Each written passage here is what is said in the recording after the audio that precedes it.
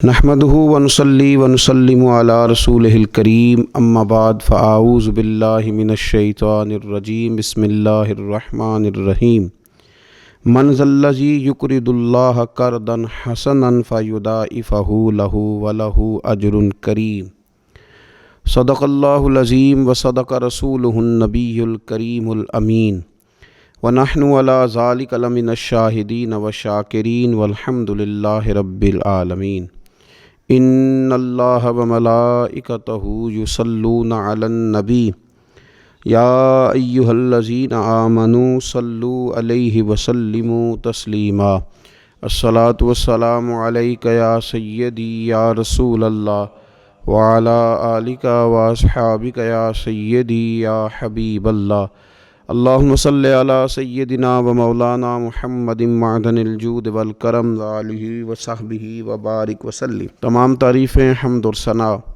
اللہ تعالیٰ جل شانہ کے لیے، اور درود و سلام نبی اکرم نور مجسم شفیع معظم احمد مجتبیٰ جناب حضرت محمد مصطفیٰ صلی اللہ تعالیٰ علیہ وسلم کی ذات والا صفات کے لیے حمد و صلات کے بعد، اللہ تبارک و تعالیٰ نے کچھ انسانوں کو مالدار بنایا ہے اور کچھ کو اللہ تعالیٰ نے غریب، فقیر اور مسکین بنایا۔ اللہ تعالیٰ کی یہ تقسیم اس کی حکمت پر مبنی ہے۔ اب مالک کریم نے یہ فیصلہ فرمایا کہ وہ جن کو اللہ نے اپنے فضل سے مالدار کیا ہے وہ اپنے غریب، مسکین اور کمزور مسلمان بھائیوں کا خیال رکھیں۔ اور اسلام کا حسن دیکھیے، اسلام کا کمال دیکھیے کہ رب تعالیٰ فرماتا ہے تم خرچ کرو گے مسکین پر، غریب پر، اور وہ قرض دو گے تم اپنے رب تعالیٰ کو، خرچ اس پر کرو گے اور قرض اپنے رب تعالیٰ کو دو گے۔ ارشاد فرمایا من ذا الذی، کون ہے وہ جو اپنے رب کو اچھا قرض دے، جو اپنے رب کو اچھا قرض دے، قرض حسنہ دے، فیضاعفہ لہ، اور پھر اللہ تبارک و تعالیٰ اسے دونا کر کے واپس کرے گا۔ اللہ اس کے لیے وہ قرض جب واپس کرے گا تو رب دونا دے گا، ڈبل عطا فرمائے گا، اور وَلَهُ أَجْرٌ کریم، اور ان کے لیے جو ثواب ہے وہ عزت والا ہے۔ صدر الافاضل سید نعیم الدین صاحب مراد آبادی رحمۃ اللہ علیہ فرماتے ہیں کہ یہ دیکھو کریم کا کرم کہ خود اپنے بندے کو مال عطا فرما رہا ہے، پھر خود ہی فرما رہا ہے کہ تو مجھے قرض دے، اور یہ عین انسان کے مزاج اور فطرت کے مطابق بات کی کہ تم مجھے قرض دو۔ جب کوئی انسان کسی کو ویسے کوئی چیز دیتا ہے تو اس کا خیال ہوتا ہے شاید واپس ملے نہ ملے، لیکن جب قرض دیتا ہے تو اس کا خیال یہ ہوتا ہے کہ یہ ضرور مجھے واپس ملے گی۔ تو فرمایا چونکہ تمہارے مزاج ہیں، تمہاری طبیعت ہے، تمہاری فطرت ہے، تم سمجھتے ہو کہ قرض ہمیں ضرور واپس ملے گا، لہٰذا تمہارا رب تمہیں کہہ رہا ہے کہ تم مجھے قرض حسنہ دے دو، اپنے غریب بھائیوں پر، مسکینوں پر، کمزوروں پر خرچ کرو اور اپنے رب کو قرض حسنہ دے دو، رب تمہیں ڈبل کر کے واپس عطا کرے گا، اور جو اجر دے گا وہ عزت والا دے گا، جو تمہیں ثواب عطا فرمائے گا وہ اکرام والا اللہ تمہیں ثواب عطا کرے گا۔ نبی پاک صلی اللہ تعالیٰ علیہ وسلم نے انفاق کی تعریف کی، اللہ کے راستے میں خرچ کرنے کی۔ جب تک امراء، مالدار لوگ خرچ نہیں کریں گے غرباء پر، مساکین پر، طلباء پر، فلاحی کاموں میں، دینی کاموں میں، جب تک وہ خرچ نہیں کریں گے تب تک معاملہ آگے نہیں بڑھے گا، تب تک وہ سارے منصوبہ جات جس سے کہ غریب کا بھلا ہونا تھا، جس سے دین کو مضبوط ہونا تھا، جس سے دین کی اشاعت ہونی تھی، وہ سارے منصوبے آگے نہیں بڑھیں گے۔ اس لیے نبی کریم صلی اللہ تعالیٰ علیہ وآلہ وسلم نے ارشاد فرمایا کہ تم خرچ کرو تاکہ تم پر خرچ کیا جائے، تم اللہ کے راستے میں دو تاکہ رب تمہیں دے، دو اس کے راستے میں وہ تمہیں عطا کرے اپنے فضل و کرم کے ساتھ۔ اللہ تبارک و تعالیٰ کے راستے میں جب خرچ کیا جاتا ہے تو رب راضی ہوتا ہے، پھر بندے کو اور زیادہ عطا کرتا ہے۔ آپ دیکھیے کہ اسلام نے خرچ کرنے کے بہت سارے مواقع بنائے، اور فردن فردن غریب کو امیر کے ساتھ جوڑا، امیروں سے کہا کہ غرباء کا حصہ نکالو، سال کے بعد زکوٰۃ کا حکم دیا، ہر وہ شخص جو صاحب نصاب ہے وہ سال کے بعد زکوٰۃ ادا کرے۔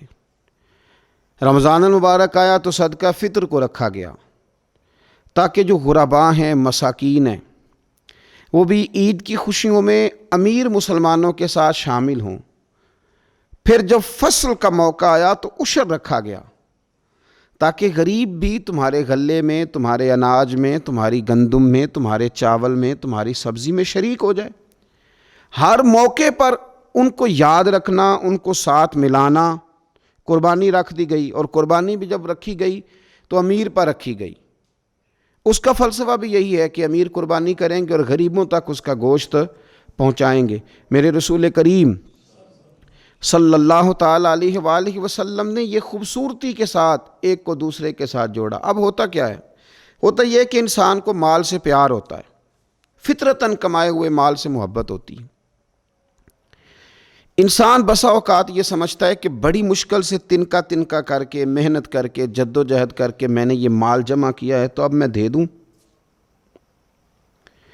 ایک لمبا عرصہ تک میں نے پردیس کاٹا، مشکلات برداشت کی، اور میں نے کئی راتوں کے رت جگے اس کام کے نام کی، اور آج اگر مالی طور پر میں مضبوط ہوا ہوں تو کیا میں یہ مال دے دوں؟ تو دیکھیے، اسلام ایک روحانی مذہب ہے، اس کی تعلیمات آفاقی ہیں۔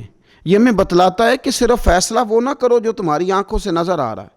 کچھ چیزیں ایسی ہیں جو رب تمہیں اپنے فضل سے دے رہا ہے اور تمہاری ظاہری آنکھیں انہیں دیکھ نہیں رہی۔ نبی پاک صلی اللہ تعالیٰ علیہ وسلم نے ارشاد فرمایا، یہ حدیث مبارکہ صحیح مسلم میں موجود ہے۔ حضرت ابو ہریرہ رضی اللہ تعالیٰ عنہ فرماتے ہیں، دیکھیے حضور صلی اللہ تعالیٰ علیہ وسلم نہ بات کر کے مختصر جملوں میں کیسے آگے بڑھتے ہیں۔ کریم محبوب فرمانے لگے، یاد رکھنا صدقہ دینے سے مال کم نہیں ہوتا۔ اللہ اکبر! آپ کو تو میسج آ گیا بینک سے کتنے پیسے کم ہو گئے، آپ نے تو جو گن کے دراز میں رکھے تھے اس میں سے لاکھ میں سے آپ نے تو 5,000 دے دیا، تو آپ کو تو پتہ ہے وہ 95 رہ گیا ہے۔ لیکن یہ صحیح مسلم کے لفظ ہیں، حضور فرماتے ہیں صدقہ دینے سے مال کم نہیں ہوتا۔ کائنات کے سب سے سچے، کھرے، صادق اور امین محبوب علیہ الصلوۃ والسلام نے فرمایا کہ صدقہ دینے سے مال کم نہیں ہوتا۔ حکیم الامت مفتی احمد یار خان صاحب نعیمی رحمۃ اللہ تعالیٰ علیہ ارشاد فرماتے ہیں کہ کسان جب اس نے نا بیج کی بوریاں بھر کے رکھی ہوئی ہوتی ہیں، تو جب وہ جا کر کے بیج ڈالتا ہے نا کھیت کے اندر، تو بظاہر تو وہ بوریاں خالی کر کے آتا ہے، لیکن پتہ تب چلتا ہے کہ جب ایک ایک بیج پر پھر کئی کئی گنا دانہ لگتا ہے۔ آیا تو وہ خالی کر کے تھا، لیکن اگر تھوڑا سا وہ گہرائی کے ساتھ دیکھے تو اس نے تو کمال کر دیا، اب تو اس پر بے شمار دانے لگ گئے۔ تو حضور علیہ الصلوۃ والسلام نے فرمایا صدقہ دینے سے مال کم نہیں ہوتا، اور فرمایا معاف کرنے کی وجہ سے اللہ بندے کی عزت میں اضافہ کر دیتا ہے، اور فرمایا جو اللہ کی رضا کی خاطر جھک جائے اللہ اسے عزت عطا کر دیتا ہے۔ صدقہ دینے سے مال کم نہیں ہوتا۔ تو اپنی طبیعت کے اندر اگر شوق پیدا کر لیا جائے راہ خدا میں خرچ کرنے کا، ذوق بنا لیا جائے، ہمارا یہ ذہن بن جاتا ہے کہ یہ بھی میرے پیسے، یہ بھی میرے پیسے، وہ کونے میں میری جائیداد، یہ میرا مکان، وہ میرا بینک بیلنس، یہ میرے جانور، یہ میرا مال تجارت، یہ میرے کھیت کھلیان۔ میرے محبوب نے فرمایا تیرے 3 ہی مال ہیں، ایک تو نے کھا لیا ہے، ایک تو نے پہن لیا، ایک تو نے راہ خدا میں خرچ کر لیا، باقی تو وارثوں کا ہے۔ وارثوں کے مال کے بارے میں اس قدر زیادہ توجہ رکھنا، اس قدر زیادہ ذہن بنا کے رکھنا، تو اللہ تبارک و تعالیٰ کی راہ میں خرچ کرنے کا جو شوق ہے، حضور صلی اللہ علیہ وسلم نہ اس کی نصیحت کرتے۔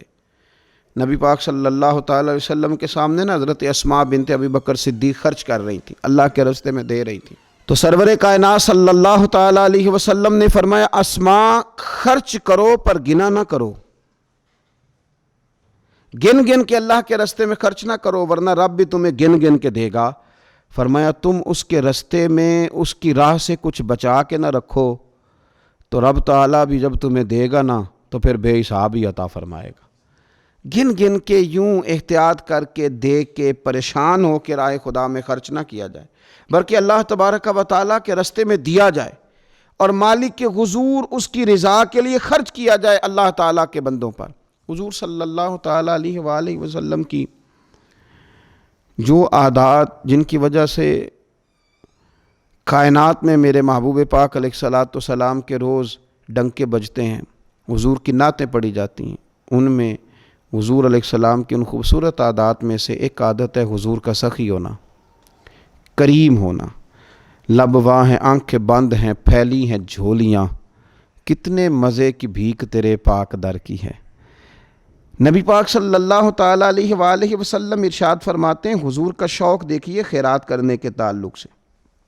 ہمارے ہاں یہ ہوتا ہے کہ بعض اوقات جیسے جیسے پیسہ بڑھتا جاتا ہے ویسے ویسے لوگوں کے اندر بخل آتا ہے، کنجوسی آتی ہے۔ بعض لوگ اللہ ماشاءاللہ وہ خیرات کرنے کی طرف اس طرح توجہ نہیں کرتے جس طرح کہ ان کا منصب انہیں حکم دیتا ہے یا ان کا منصب انہیں اس طرف قائل کرتا ہے۔ رسول کائنات صلی اللہ تعالیٰ علیہ وآلہ وسلم ارشاد فرماتے ہیں، بخاری مسلم میں موجود ہے، فرمایا اگر میرے پاس احد پہاڑ کے برابر سونا ہو، کلومیٹروں پہ پھیلا ہوا احد پہاڑ، اس کی چوڑائی ہے، اس کی لمبائی ہے، اس کی اونچائی ہے، یعنی پہاڑ کی بات ہو رہی، جن لوگوں نے زیارت کی ہے وہ جانتے ہیں کہ اتنا بڑا پہاڑ۔ حضور فرماتے ہیں میرے غلاموں سنو، اگر میرے پاس احد پہاڑ کے برابر بھی سونا ہو تو فرمایا میرا دل چاہتا ہے کہ 3 راتیں گزرنے سے پہلے پہلے سارا اللہ کے راستے میں خرچ کر دوں، سوائے اس کے کہ جو میں نے قرض دینا ہو، قرض کے لیے بچاؤں گا، باقی میں سب اللہ تبارک و تعالیٰ کے راستے میں خرچ کر دوں گا، 3 راتوں سے زیادہ نہیں گزریں گی، خرچ کر دوں گا۔ یہ شوق ہے نبی پاک صلی اللہ علیہ وسلم کا سخاوت کے ساتھ۔ حضور پسند کرتے سخاوت کرنا۔ نبی پاک صلی اللہ تعالیٰ علیہ وآلہ وسلم نے اپنے دست مبارک سے ہمیشہ لوگوں کو عطا کیا۔ حضور صلی اللہ تعالیٰ علیہ وسلم خرچ کرنے کی ترغیب دیتے، لوگوں کو رغبت دلاتے۔ ہمارے ہاں پہلی تو بات یہ ہے کہ خرچ کرنے کا ماحول نہیں بنتا، اور اگر بعض لوگ خرچ کرتے ہیں تو بے دلی کے ساتھ خرچ کرتے ہیں۔ اللہ تبارک و تعالیٰ کے راستے میں جب آپ کو دینا ہے، جب آپ کو مالک کے راستے میں دینا ہے، تو پھر آپ کو بندہ تھوڑی دیکھنا ہے، پھر تو اللہ کی رضا دیکھنی ہے۔ تو خرچ تو کرتے ہیں، لیکن وہ خوش دلی، وہ ذوق، وہ شوق، وہ خوبصورتی ان کی طبیعت میں نہیں ہوتی جو ہونی چاہیے۔ اللہ کے راستے میں خرچ کریں تو اللہ کی رضا کو پیش نظر رکھ کے خرچ کریں۔ پھر خرچ کیا جاتا ہے، صدقہ دیا جاتا ہے، لیکن کب؟ بندہ بیمار ہو گیا، جب تندرست تھا، لاکھوں روپے پڑے تھے، صدقہ کرنے کا خیال نہیں آیا۔ ہزاروں موجود تھے، اس کے دل کی توجہ اس جانب نہیں ہوئی۔ آج بیمار پڑا ہے، کمزوری آ گئی ہے، قریب المرگ ہو گیا ہے، اب اس کا خیال آتا ہے کہ میں کچھ اللہ کے راستے میں دوں، ایک بکرا لو بھی ذرا ذبح کر دو، ذرا تھوڑا صدقہ دے دو۔ کس بات پر؟ کہ میں بیمار ہو گیا ہوں، کس بات پر؟ کہ میں کمزور ہو گیا ہوں۔ اگر آپ صحت کے عالم میں صدقہ کرتے اللہ کو راضی کرنے کے لیے تو وہ کیا خوب تھا۔ وہ ہمارے ایک بزرگ ہیں تو فرمایا کرتے ہیں کہ میں نے جب خرچ کرنا شروع کیا تو میرے ذہن میں ایک بات آئی، اس نے مجھے ابھارا کہ میں اللہ کے راستے میں زیادہ خرچ کروں۔ میرے ذہن میں یہ بات آئی کہ یار جتنا میں اپنے والدین کی طرف سے خرچ کر رہا ہوں نا، میری اولاد بھی میرے بعد اتنا ہی خرچ کرے گی، تو کیوں نہ ایسا ہو کہ ان کے حقوق پورے ادا کر کے، ان کی آسانیوں کا خیال کر کے، جو اللہ تعالیٰ نے مجھے اپنے فضل سے زیادہ دیا ہے اس میں سے میں اللہ کے راستے میں خرچ کروں۔ تو اس شوق کے ساتھ میں نے خرچ کرنا شروع کیا۔ نبی پاک صلی اللہ تعالیٰ علیہ وآلہ وسلم ارشاد فرماتے ہیں کہ کسی بندے کا اپنی زندگی میں 1 درہم خرچ کرنا مرتے وقت 100 درہم خرچ کرنے سے زیادہ بہتر ہے۔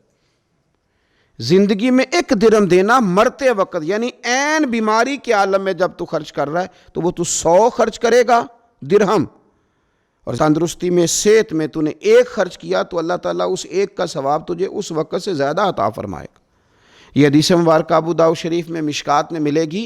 حضور فرماتے ہیں صحت کے عالم میں خرچ کر، بجائے اس کے کہ تیری طرف سے کوئی صدقہ دینے جائے تو خود صدقہ دینے جا، اپنے ہاتھوں سے دے اور شوق بنا کے دے اور توجہ کر کے دے، اور تیری طبیعت لگی ہوئی ہو اور تو خود اپنے کندھے پہ رکھ کے جائے، غریبوں کے گھر میں پہنچا کے آئے، اور تو تیرا دل کرے کہ اگر میرے گھر کے اندر گندم موجود ہے پھر کوئی بھوکا نہ سوئے، اگر میرے پاس طاقت موجود ہے کسی کو کپڑا پہنانے کی تو پھر کوئی غریب سردی میں ٹھٹھرتا نہ سوئے، اگر میرے پاس طاقت موجود ہے مکانات بنانے کی، پھر مالک کریم کا کوئی بندہ جس کو میرے رب نے پیدا کیا، اس کی قدرت کا جو شاہکار ہے رسول پاک علیہ السلام کا، کوئی غلام بغیر چھت کے نہ سوئے۔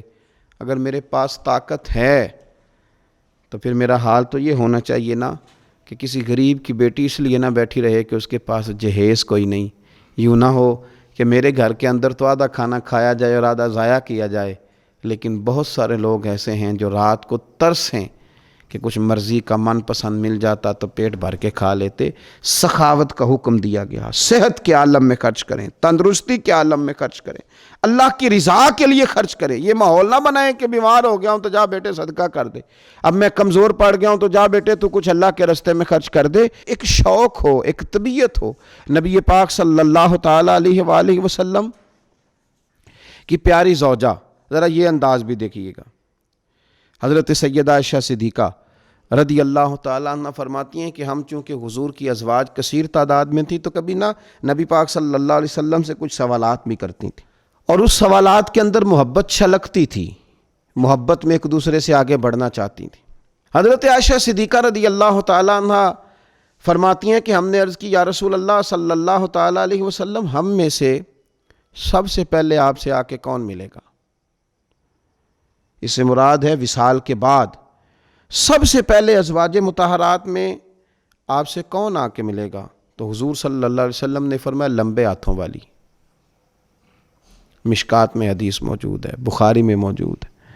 حضرت عائشہ صدیقہ کہتی ہیں حضور نے فرمایا وہ جو لمبے ہاتھوں والی ہے نا، میری اہلیہ، میری زوجہ، مومنوں کی ماں، وہ ملیں گی۔ تو کہتی ہیں حضرت سودا رضی اللہ تعالیٰ عنہ کے ہاتھ لمبے تھے، قد بڑا تھا، تو ہماری نظر یہ تھی کہ حضرت سودا کے بارے میں حضور نے فرمایا کہ وہ ملیں گی، لیکن کہتی ہیں کہ وہ تو ہمیں بعد میں پتہ چلا جب حضرت زینب رضی اللہ تعالیٰ عنہ کا وصال ہوا تو سمجھ آئی کہ لمبے ہاتھوں سے مراد ہاتھوں کا لمبا ہونا نہیں، صدقہ اور خیرات زیادہ کرنا۔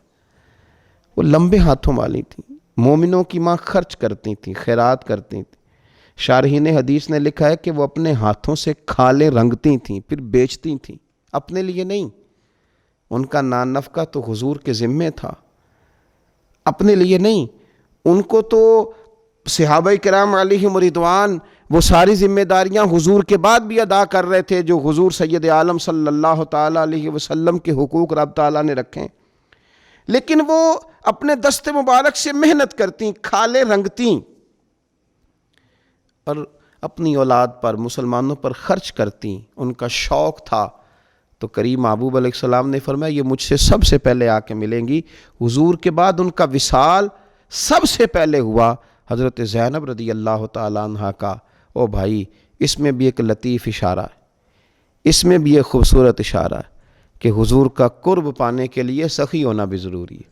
رسول پاک علیہ السلام کی بارگاہ ناز کے قریب ہونے کے لیے سخاوت کا مزاج ہونا بھی ضروری ہے۔